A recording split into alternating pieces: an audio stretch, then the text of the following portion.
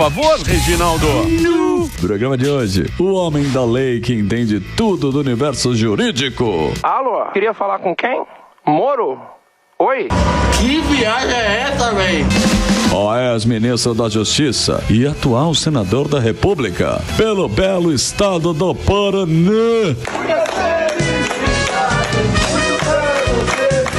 Aplausos para Sérgio Moro. Tô aqui, ó, presença ilustre, o senador Sérgio Moro, obrigado pela presença aqui no Pânico. Você manda a sua pergunta, @programa Pânico, Sérgio Moro tá aqui. Vou começar com o Alba. Vamos lá.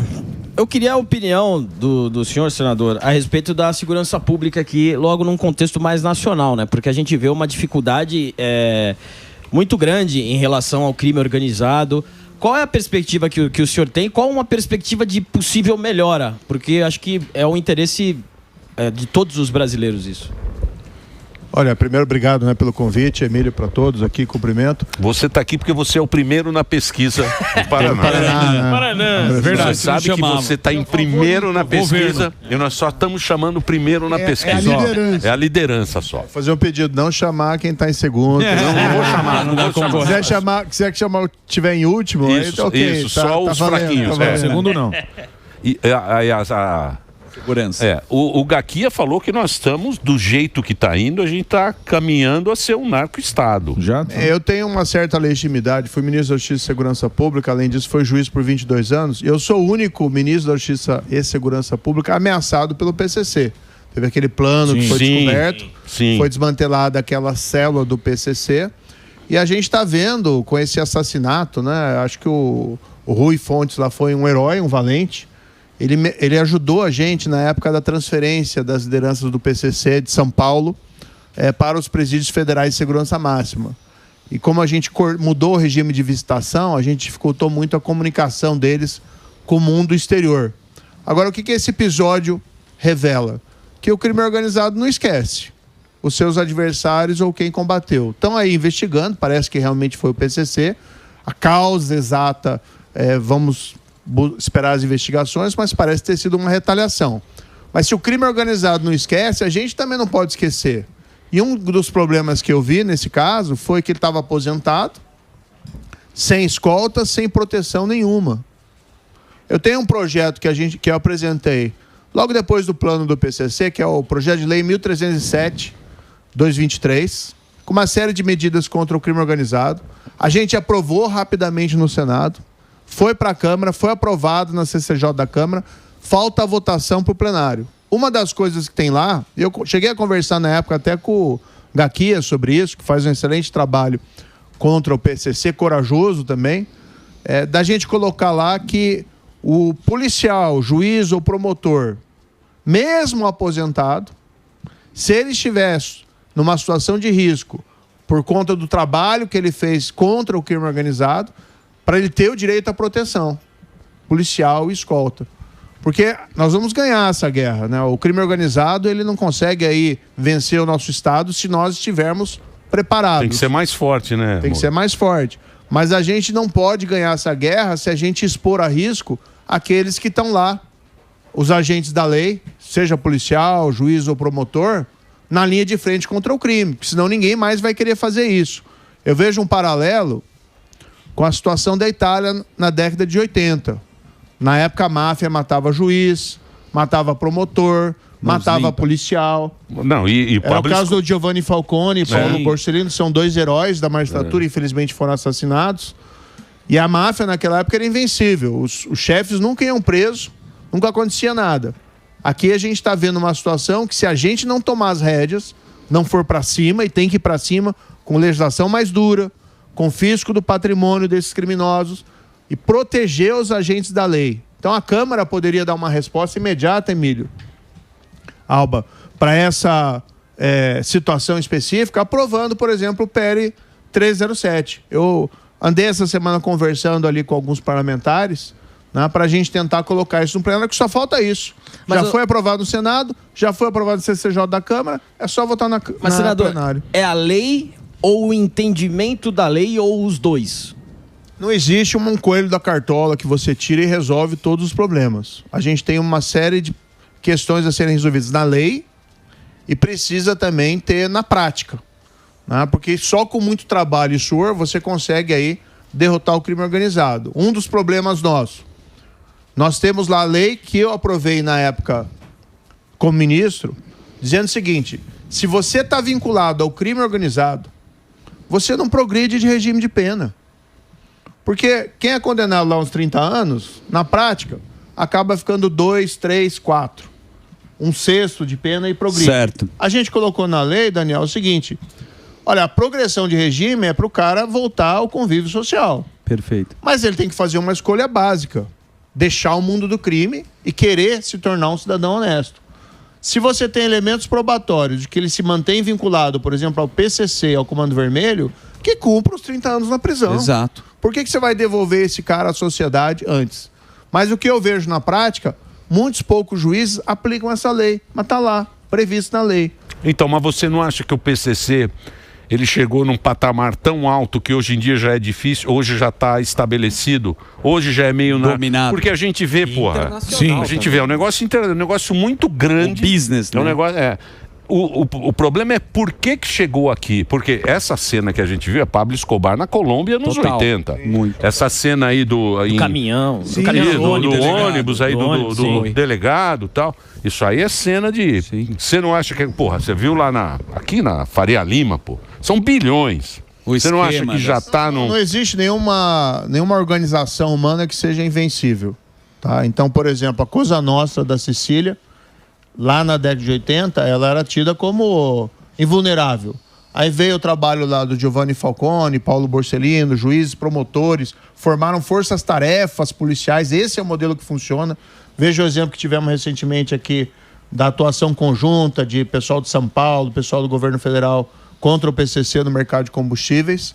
E o que fizeram lá na Cosa Nostra, na Itália, na década de 80? Fizeram um maxi processo, mais de 400 pessoas lá denunciadas, mais de 300 e tantas pessoas condenadas e romperam aquela invencibilidade da máfia. E aí o pessoal começou a colaborar. Inclusive o mais famoso, né, mafioso colaborador foi preso aqui no Brasil, que é aquele Tommaso Busqueta. Sim. Né, foi para a Itália.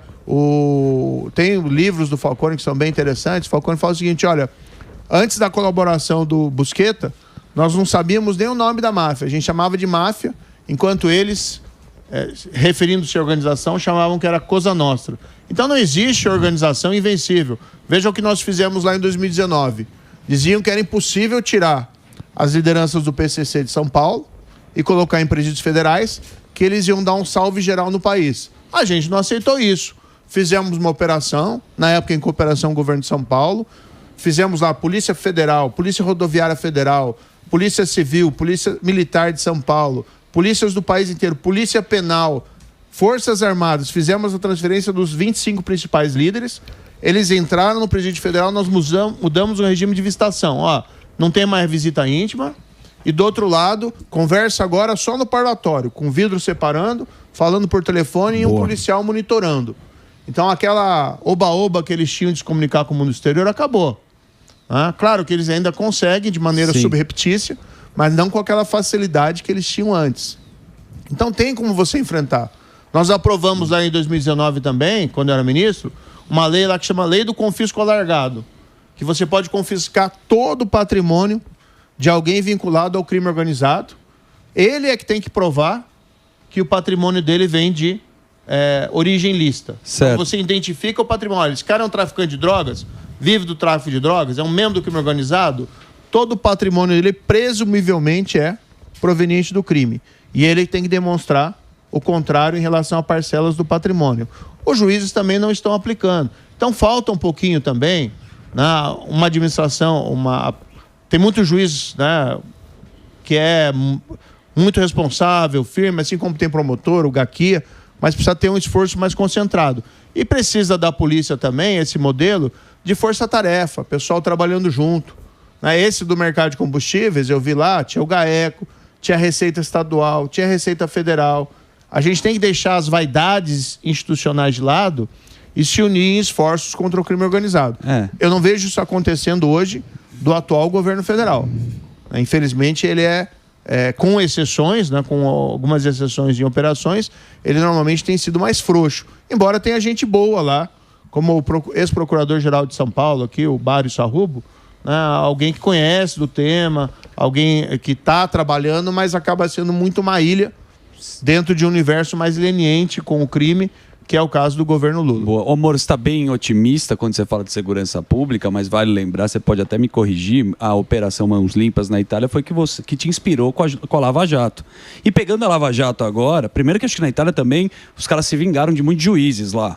E a gente está vendo todas as pessoas que estavam na Lava Jato foram soltas. Então a corrupção, né, ela acontece e ela se mantém no nosso país, ou não? Sim, esse é um outro problema. A gente vê nesse governo Lula que tudo voltou, né? Então, eu estou na CPMI do INSS. Certo. Tá? Esse escândalo que roubaram dos aposentados e pensionistas, até com requinte de crueldade, que é gente que ganha pouco, né? É o órfão, é a viúva, é a pessoa já de idade. Então, tirar dessas pessoas, tiraram ali os milhões e o roubo é estimado lá em 6 bilhões, isso é uma grande vergonha. Com dinheiro sendo destinado a associações que dão suporte político ao governo federal, inclusive uma delas tem por vice-presidente o irmão do Lula, e com suspeita de pagamento de suborno a altos funcionários do INSS nomeados pelo Lula. Então isso voltou, né? Nós estamos lá fazendo uma série de diligências, eu entrei na CPMI só semana passada, né? Hoje está sendo ouvido algumas pessoas lá, eu acabei vindo para cá hoje porque tinha esse compromisso previamente agendado, mas estou acompanhando, é bem interessante. O que eu estou vendo lá, inclusive, as pessoas estão sendo chamadas, hoje, por exemplo, suspeitas de ter praticado o crime, ninguém fala nada, estão ficando em silêncio, porque não tem uma boa história. Certo. O que a gente aprendeu como juiz, né? Como a gente aprende na prática como juiz, Emílio? Se o acusado vai lá e ele não tem uma boa história, melhor é ficar em silêncio. Sim. Para não cair em contradição. Claro. E não pisar na bola, a estratégia, explicação. Claro. Mas existem os documentos, né? E os documentos mostram milhões de reais indo das associações para empresas prestadoras de serviços. Tem esse personagem principal aí que é o chamado Careca do INSS, Antônio Antunes. O Careca foi ou não? Não foi. Entrou com habeas corpus e aí o entendimento lá de que ele não precisaria comparecer. Eu acho errado esse entendimento, mas respeito. E o juiz que deu esse entendimento, que é o ministro André Mendonça, fez uma coisa muito boa, que decretou a prisão dele, né? Então está preso preventivamente, algo que precisava ser feito faz tempo, mas tão logo o ministro André Mendonça recebeu esse processo e o pedido de prisão, ele percebendo a seriedade do caso, decretou a prisão do Careca do INSS. Hoje ele está preso. Pelo menos. E numa situação difícil, porque, veja, preso por um ministro supremo. A gente já viu como é difícil recorrer de decisão de ministro supremo para obter a soltura, né? E não tem justificativa para alguém que aparentemente é envolvido em suborno de altos funcionários públicos e também de roubo de aposentados com requinte de crueldade, tem que ficar preso mesmo. Moro, ontem a gente até comentou aqui a questão da PEC da blindagem. Sim. E aí um dos argumentos, eu sou absolutamente contra, tá? E um dos argumentos que eu acho válido, falou assim, mas o que se viu é um poder, às vezes, mal usado, eventualmente, pelo Supremo. E aí eu contra-argumentei falando o seguinte, olha, a gente tem o sistema de 3 poderes, se algum ministro supremo não está agindo de forma correta, cabe ao Senado requerer o impeachment e caçar, e assim que se faz, e não criando... E é fácil, né? Não é fácil. É simples. Mas você tem que mitigar danos. Parece que a PEC da blindagem, ao meu ver, porque é uma coisa que se a gente pegar o histórico, pelo menos saiu uma reportagem que de 88 a 2000, só uma vez votaram para de fato averiguar, para ter uma investigação, que vai transformar na PEC da impunidade. E me assusta o número de partidos, de pessoas, seja de direita, de centro, de esquerda, que apoiaram. Eu queria saber a sua visão, porque você está lá primeiro e também tem uma visão jurídica. Foi votado na Câmara. A minha esposa, que é a deputada federal Rosângela Moro, votou contra. Tá? Votou contra tanto ao projeto, como depois votou a favor do destaque para derrubar o voto secreto. Então, então ela fez... Se você me permitir, eu sei que você é um professor, grande professor, você e o Samidana, eu queria que você explicasse assim, sim, é. Você explicasse o que é esse projeto e o que os deputados agora estão querendo com isso, se for possível. Claro, tem algumas nuances aí que a gente tem que explicar, porque eu vi muita gente que votou a favor, que a gente sabe que tem uma bandeira de ética contrária à corrupção.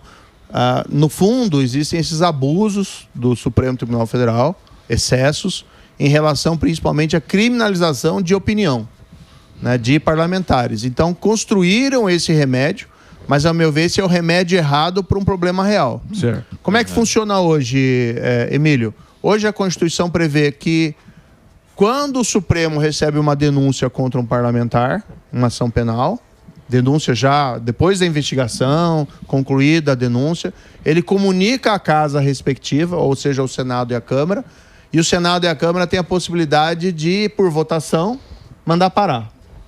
É um mecanismo importante para evitar, vamos dizer assim, uma persecução penal que seja motivada politicamente. Tá.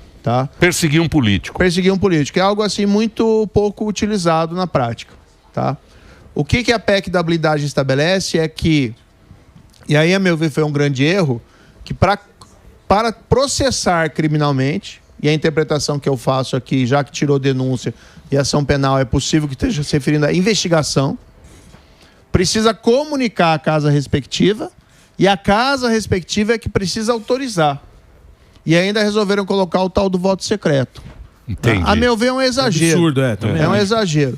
O que nós deveríamos fazer, o que eu defendi ontem e falei no Senado, porque não chegou no Senado ainda. Certo. Atento à questão dos excessos em relação à opinião dos parlamentares. Sim.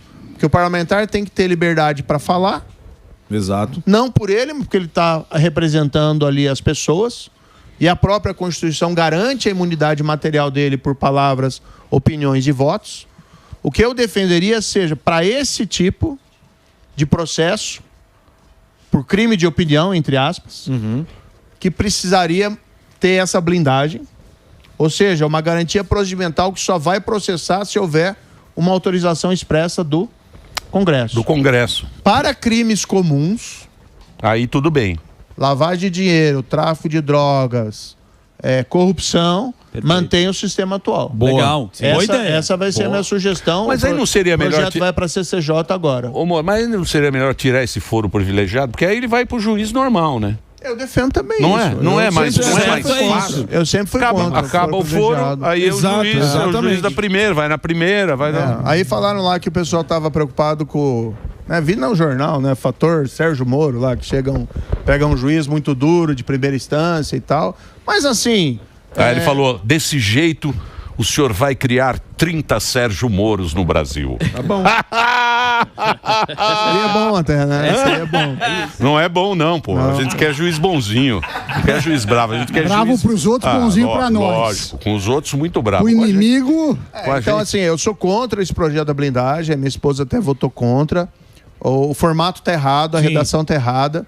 Mas também compreendo, tá? E aqui faço uma concessão aos colegas da Câmara, a parte deles que votaram a favor, porque existe essa preocupação com a criminalização da opinião do parlamentar e precisa algo ser feito. Porque a Constituição é expressa, ela é categórica, ela diz: o parlamentar não pode responder criminalmente ou civilmente por suas palavras, opiniões e votos. E está cheio de gente respondendo.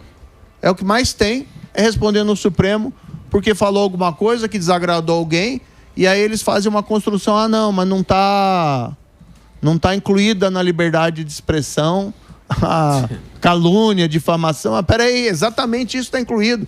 Senão precisava a Constituição.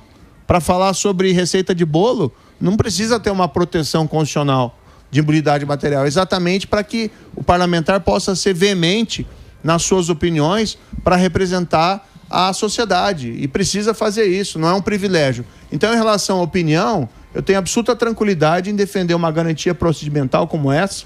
Só pode processar se tiver uma autorização do Congresso. Agora, a gente não quer lá que pessoas como o Hildebrando Pascoal, como aquele João Alves dos Anões do Orçamento, como gente como José Dirceu, né, utilizem o mandato parlamentar para cometer crimes comuns, de corrupção, de lavagem, ou o cara da motosserra, né, o deputado que era um membro era comandante de uma organização criminosa lá no Acre e estava lá ocupando uma cadeira no parlamento. Então a PEC da blindagem daí corre o risco, né, de proteger. E você acha que no Senado isso daí vai passar? Vai ter algum adendo a mais? Como que você está enxergando lá os senadores, a opinião deles a respeito disso, quando chegar no Senado? Ontem nós tivemos uma discussão sobre isso no próprio plenário, e o comentário geral foi que ele iria primeiro para a CCJ, para que seja alterado. Então há resistência ao texto atual. Espero que nós consigamos fazer algo, porque também está precisando ter uma proteção à opinião dos parlamentares elevada a nível constitucional, porque a atual não está funcionando. Sim. Se ela fosse respeitada a atual, não teria problema nenhum. Mas não está sendo respeitada, e a gente não pode ficar aceitando, por exemplo, que parlamentares, principalmente do lado da direita da política, fiquem sendo processados no Supremo Tribunal Federal, porque, por exemplo, disse que Lula lá era ladrão ou coisa parecida. Né? Veja, eu acho que esse é um tema aberto ao debate político. Sim. O Lula foi condenado em várias instâncias, teve as condenações anuladas por questões formais, a meu ver por questões políticas puramente, e nunca foi declarado inocente. Então você ter a liberdade de discutir esse assunto e utilizar o nome, o parlamentar utilizar, né, essa referência Lula ladrão, faz parte da liberdade de expressão. Então, a minha opinião sobre isso jurídica, que não pode aí ter processo, inquérito, ou vai ver se vai abrir um inquérito, não pode. Agora, só um segundinho, eu preciso fazer um break agora, que a gente está liderando a audiência. Certo. E essa aqui, Alexa, Globo News. Break pra derrubar. O pessoal tá triste lá. Nossa, tá triste. A Sadi tá triste. Sadi, muito triste. eu vou fazer um break agora especialmente para você. Porque eu gosto de você e eu quero que a audiência agora migre para a TV Globo. Quero que migre agora, dê audiência para a Sadi, que ela tá chateada porque o Moro tá aqui, está em primeiro lugar.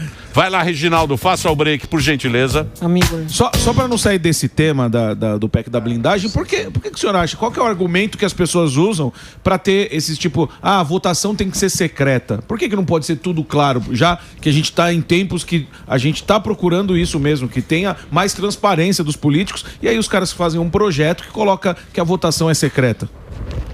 Olha, eu sou contra qualquer espécie de voto secreto. Quer dizer, em algumas situações lá, a escolha de presidente da casa e tal, existe alguma série de circunstâncias que justificam. Mas, para decidir se vai liberar ou não liberar o processo, se vai travar ou não processo contra um colega, precisa ser aberto e transparente. Sim. Imagino que talvez alguns colegas estão se posicionando dessa forma com medo de retaliação. Mas, a meu ver, o argumento não é convincente nesse caso, porque você tem que prestar contas para o eleitor da sua posição. Então, vamos supor, um colega lá é denunciado, não por crime de opinião, mas é denunciado por corrupção e lavagem de dinheiro, ou por ser membro do crime organizado. Você vai proteger, né, esse colega através do segredo do voto? Não dá, né? Aí é demais. Acho que erraram o tom ali. Também acho. E imagina o que vai ter de narcotraficantes se candidatando para ficar livre. Aí vira Isso até a ficha do cara. Maluco. Vai ficar bonito lá o nosso Congresso. Já não é uma beleza. Corrida, hein? Mas eu acho que dá para salvar, né? Tentar salvar a PEC, se conseguir fazer esse ajuste. Vamos ver se vai ter maioria política para isso e compreensão dos demais colegas, porque uma coisa é a minha opinião, outra coisa é que a maioria vai entender. Exatamente. Mas esse texto que foi aprovado na Câmara, me parece que no Senado não tem condições de ser aprovado como está. Ótimo. E tem um problema que é o seguinte, autorizar a ação penal é uma coisa, porque você já tem a investigação concluída, já tem o quadro completo. Agora, se a investigação depender da autorização, é complicado, porque às vezes no começo da investigação você tem um elemento muito efêmero. Né? Você vai começar a investigar e aí depender da autorização do Congresso. E como é que faz quando a investigação precisa ser sigilosa? Você vai informar para 513 deputados? Exatamente. Ou para 81 senadores? E aí todo o sigilo já se comprometeu. Ô Moro, como é que começou a Lava Jato? A Lava Jato começou com você? Começou Roberto Youssef, né? Lavando dinheiro lá o posto de gasolina. Então, começou lá no posto de gasolina, né? Tem um posto de gasolina em Brasília, isso é interessante, que eles usavam para lavar dinheiro. Então, como o posto de gasolina movimenta muito dinheiro em espécie, certo, que tem muita gente que paga em espécie, o que fazia o proprietário? Ele recebia valores desviados de contratos da Petrobras e iam lá agentes públicos ou políticos e recebiam o dinheiro em espécie que ele entregava em contrapartida. E num rastreamento desses valores, parte disso foi para um investimento lá em Londrina. E aí começamos a investigar no início, eram só alguns doleiros, na verdade, gente que lavava dinheiro da política, tinha lavagem de dinheiro também, tráfico de drogas, e foi puxando o novelo, foi chegando aí na Petrobras, nos diretores da Petrobras, foi chegando nos agentes políticos. Não começou grande, né, Emílio? Porque senão a gente podia até ficar, olha, peraí, né? Será que é tudo isso? Que vale a pena, né, colocar a mão nesse vespeiro? Então a gente foi fazer o nosso trabalho, dever como juiz, e as coisas foram surgindo naturalmente. Foi uma sucessão natural. Follow the money, né? Como se diz, siga o dinheiro. Diz que a INSS é mais grana do que foi a Lava Jato, o INSS? Tem uma estimativa, né, de que teriam sido descontados fraudulentamente de aposentadorias e pensões do INSS, um valor de mais ou menos 6 bilhões ou 5 bilhões. E esse volume subiu muito no governo Lula. A partir do governo Lula, do início desse último governo Lula, os valores subiram de maneira estratosférica, né? Antes tinha também, mas a suspeita de pagamento de suborno ao ex-presidente do INSS, ao ex-procurador-geral de benefícios do INSS, ao ex-diretor-geral de benefícios do INSS, já é no governo Lula. Né? Tem suspeitas, porque daí o que acontece? Transações de algumas dessas empresas que recebiam dinheiro das associações, fazendo lá contratos com empresas de familiares desses altos dirigentes. Já está chegando aí a investigação. Já tem elementos documentais que foram inclusive também divulgados aí pela imprensa, né, que apontam para essas transações que precisa ter uma explicação. Mas isso aí ninguém fala muito, né? Isso aí tá meio obscuro. Tá meio migueladinho, não tá? Tá meio agora eles estão fazendo a CPMI. Não, eu sei, mas você lembra da CPMI do Covid?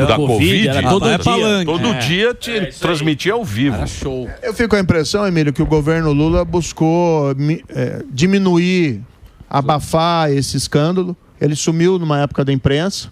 As investigações também foram paralisadas por uma manobra processual. E alguns elementos importantes aconteceram que propiciaram que a investigação retomasse. Primeiro, o caso caiu nas mãos do ministro André Mendonça, lá do Supremo Tribunal Federal, que é um ministro conhecido pela sua seriedade. Ele foi também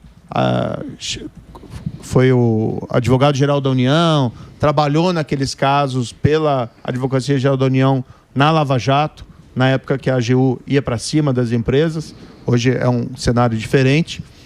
E depois, na CPMI, a oposição conseguiu eleger o presidente e conseguiu eleger o relator, né? O senador Carlos Viana, e o relator que é o Arthur... O relator da CPMI. O relator da CPMI, Alfredo Gaspar, do meu partido, né? Que tem experiência investigativa, ele foi secretário lá de segurança da Bahia, é um cara firme. Então, creio que teremos aí bons resultados na CPMI. Tanto hoje estão ouvindo lá um depoimento, e o que o depoente está falando? Eu não vou falar, não vou responder.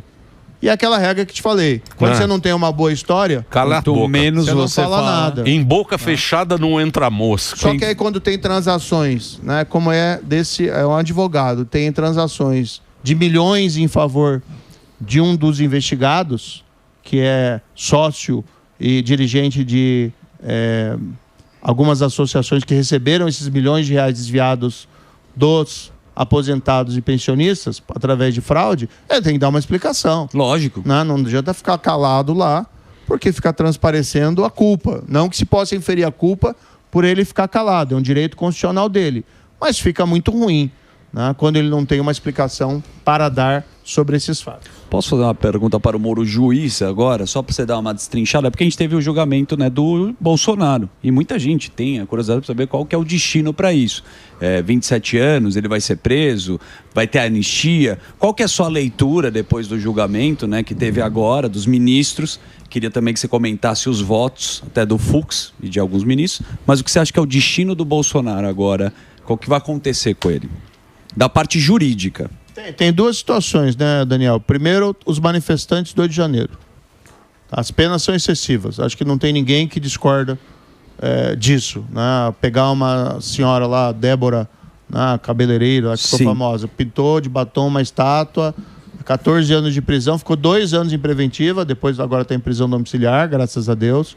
Eu visitei, conheci alguma dessas pessoas, gente simples, né? Inclusive lá no Paraná, pessoa que nunca fez nada de errado na vida, fez errado no dia, não pode invadir prédio público, mas fez naquele momento de exaltação, de turba.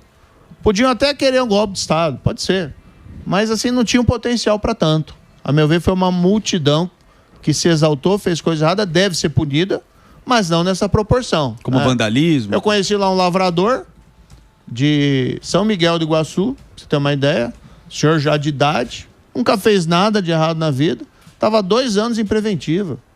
É uma coisa assim exagerada. Condenado a 16 anos de prisão. Então, assim, eu sempre fui um cara rigoroso, Emílio. Contra gente que roubou o erário, contra traficante de drogas. Acho que não teve ninguém nesse país que colocou mais corrupto na cadeia do que esse que vos fala. Mas soltaram todos. Sim, mas eu fiz a minha parte. Eu fiz a minha parte. Ele tá falando e vários dos pesos, deles ficaram presos lá um bom período. De todo modo, essas pessoas são simples, não mereciam esse tratamento pesado. Então, para eles, eu defendo uma anistia total. Se não conseguir politicamente uma anistia total, tem que ser uma redução de pena significativa. Porque também fica lá, eu defendo só anistia total. Bem, a minha opinião é a favor de anistia total.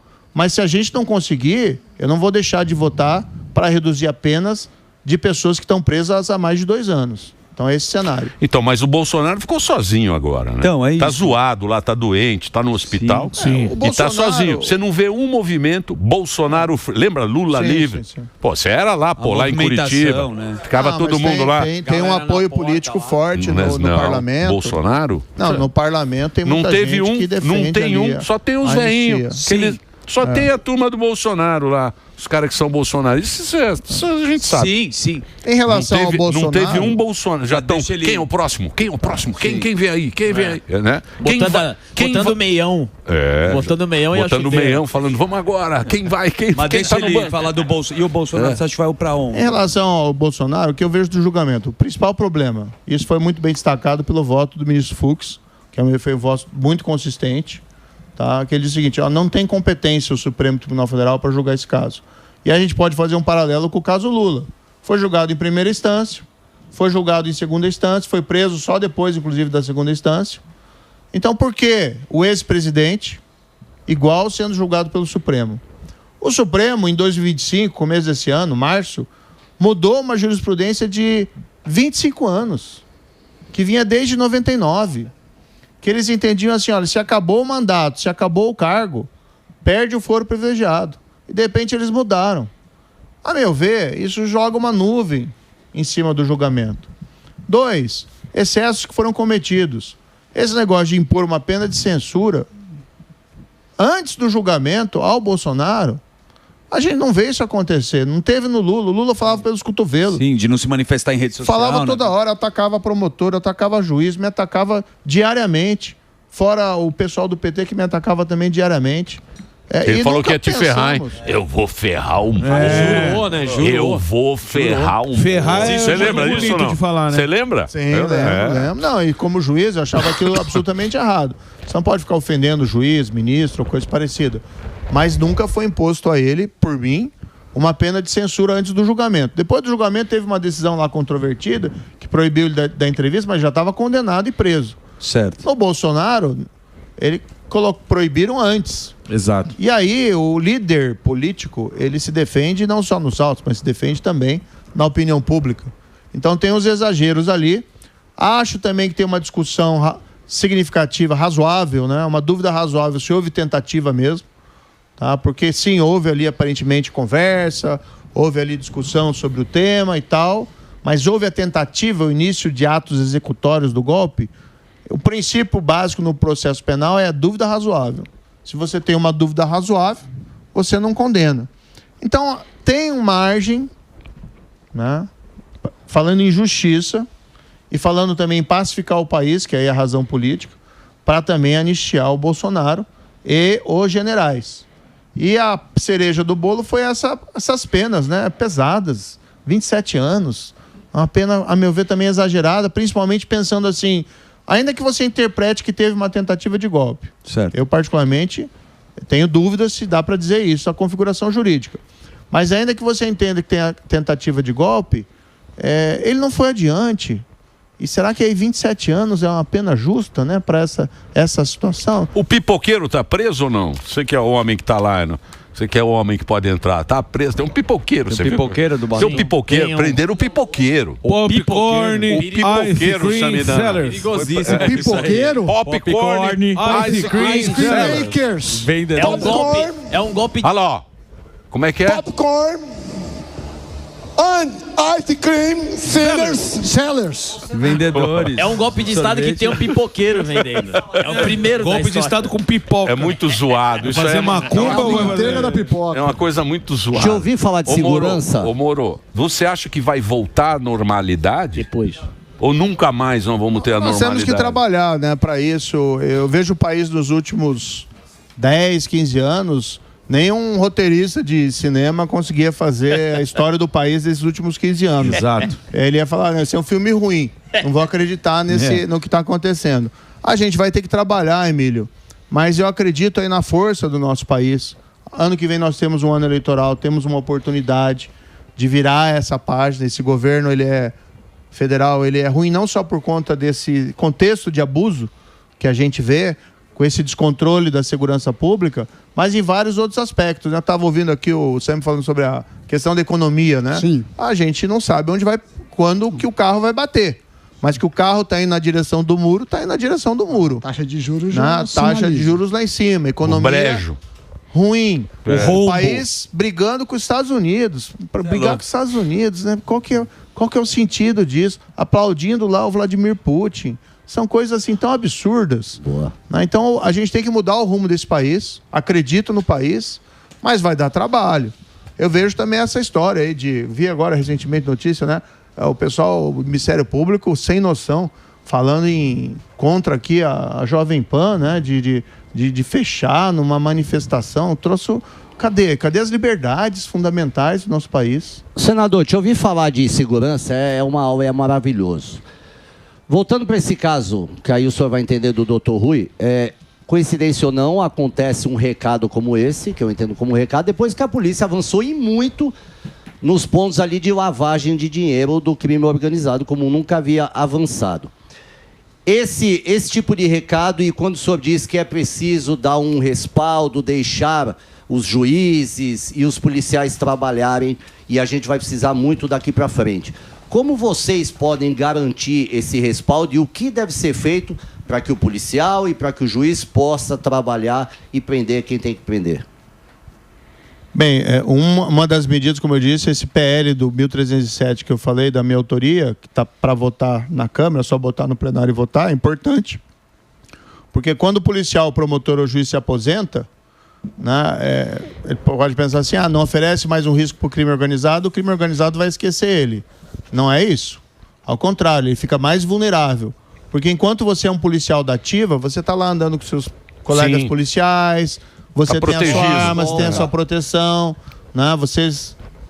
O grupo, de certa maneira, se protege mas na caneta entre eles. Não tem esse respaldo, né? Sim, mas aí quando você se aposenta, você fica sozinho. Então uma das medidas é essa, deixar claro isso. Para quem está em situação de risco em decorrência do trabalho, por ter enfrentado o crime organizado, essa escolta tem que ir até quando for necessário. Inativa.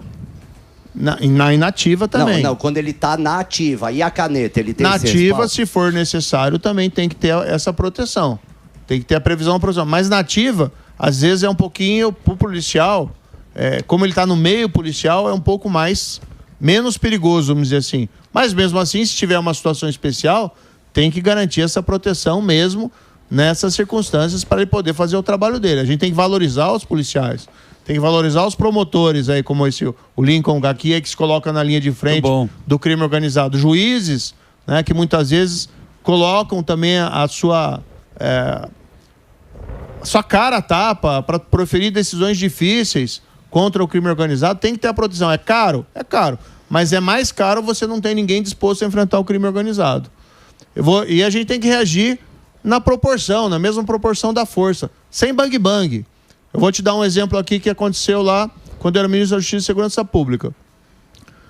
O chefe do PCC estava lá no Presídio Federal em Brasília, o Marcola, surgiu uma suspeita de fuga, né, que teria uma tentativa cinematográfica de fuga, com metralhadora .50. O que a gente fez? Procuramos lá o presidente, Bolsonaro na época. Presidente, precisamos de uma GLO, Garantia de Lei e Ordem, Operação do Exército, nas redondezas do presídio. No dia seguinte tinha um tanque.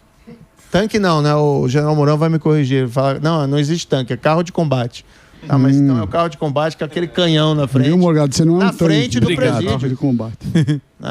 Para coibir qualquer espécie de tentativa. E aí abriu uma licitação para blindar as torres do presídio para que aquele tipo de tentativa de fuga, nunca mais de resgate, não tivesse mais viabilidade.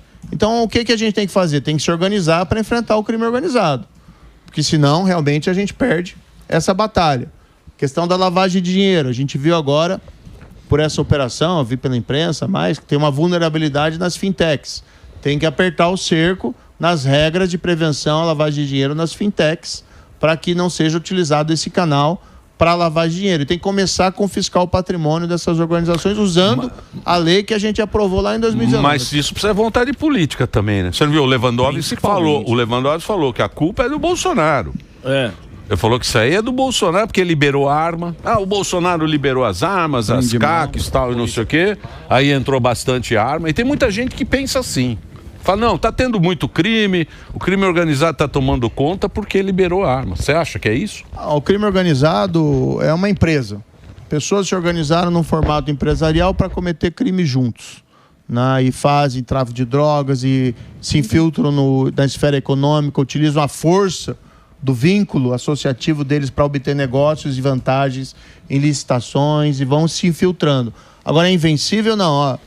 A máfia lá em Nova York, na década de 80, que dizem é que dominava a indústria de cimento, em Manhattan. Você imagina o que é a indústria de cimento em Manhattan? Controlava o porto. Caramba. A máfia foi desmantelada, a máfia italiana foi desmantelada na década de 80, com a prisão dos chefes, como Paulo Castellano, como John Gotti, porque criaram forças-tarefas e era aquela lei, né? Aquela lei Rico, né? Que era a lei Rico que ia... Exatamente. Então dá para fazer. O governo fica com essa historinha porque ele não tem uma resposta para o crime organizado. Ele apresentou uma PEC da segurança pública que, na verdade, é uma cortina de fumaça. Porque tudo que tem na PEC já pode fazer. O que falta ao governo é começar a fazer. Mas precisa estar disposto também a endurecer a legislação.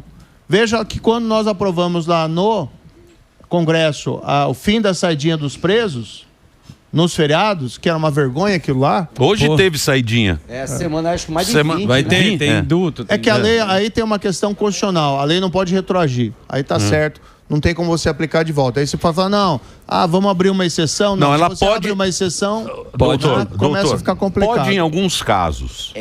Alguns casos ela pode. Dá um migué. Mas aí o que acontece? O governo não tem uma resposta, não tem medida. Veja que estão aí a quase final do governo discutindo uma lei antimáfia, que a gente ouve dentro do governo que está algo que seria interessante apresentar, mas não veio. Já são 3 anos, quase final do 3º ano do governo, e internamente tem divergência. Porque parte do governo acredita, Emílio, que o problema do crime é a sociedade, que o criminoso é uma vítima da sociedade, que ele é um coitadinho e que nós vamos resolver o problema criminal através de política social. É mentira.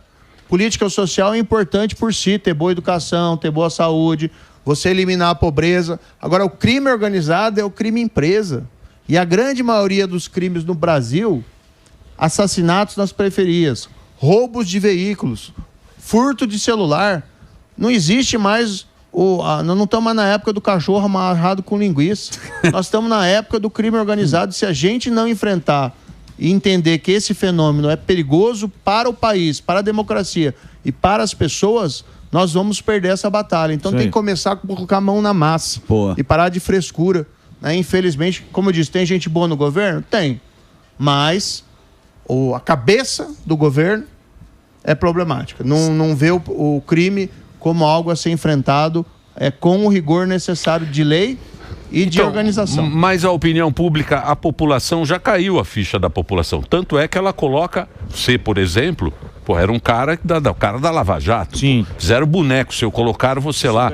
Quantos deputados a gente tem? Que isso é coronel, delegado, não sei o quê. A população faz isso. Mas chega lá, muda tudo. Por que muda tudo lá em Brasília? O que tem em Brasília?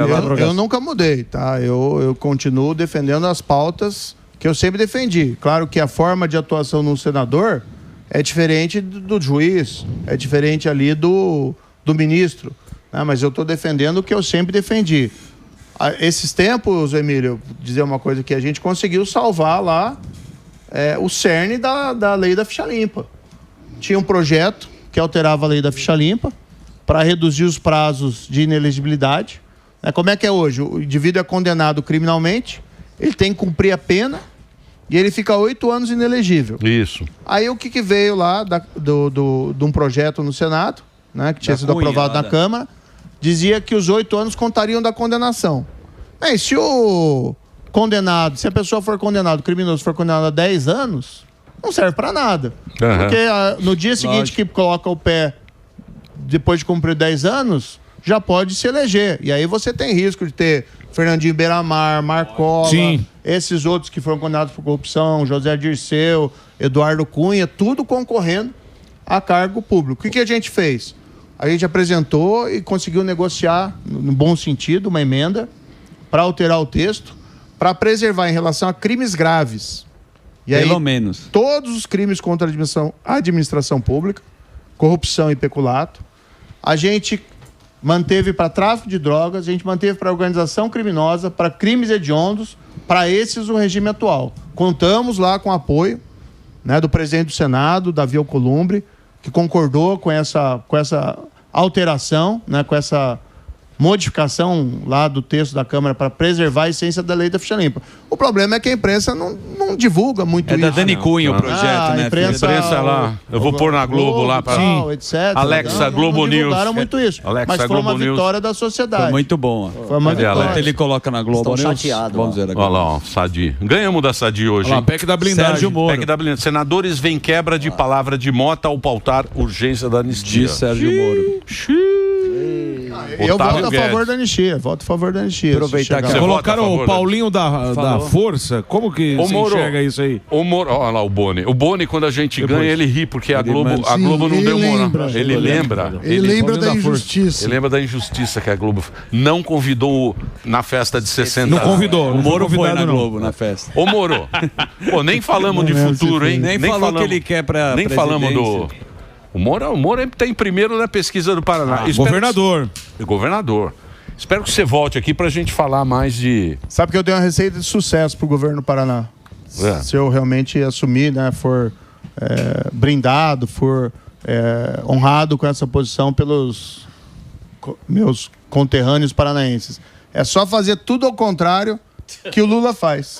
Você tem a receita de um bom governo lá no Paraná. É uma boa ideia. Essa é a estratégia. É uma estratégia boa. Né, se chegar lá mesmo, a gente vai deixar o Paraná o estado mais seguro do país. Vamos enfrentar de cara o crime organizado, né, com inteligência, com integração. Vamos para cima mesmo, que a gente não quer essa bagunça que a gente vê no país, ali no nosso estado, né? E vamos retomar lá a agenda anticorrupção no estado. Se você não consegue mudar o país por Brasília, vamos começar por baixo, vamos começar a dar passos ali menores, mas a gente quer fazer uma coisa diferente. E o receituário é esse, né? Faz exatamente o contrário que o Lula faz, que tem certeza que vai dar certo. Bom, Sérgio Moro conversou. O Instagram dele, o YouTube, @SF_Moro. Pô, espero que você volte aqui, que o papo sempre é muito bom, sempre é muito bacana com você, Moro. Obrigado, viu? Obrigado, foi um prazer estar aqui com obrigado. todos vocês. Sérgio Moro.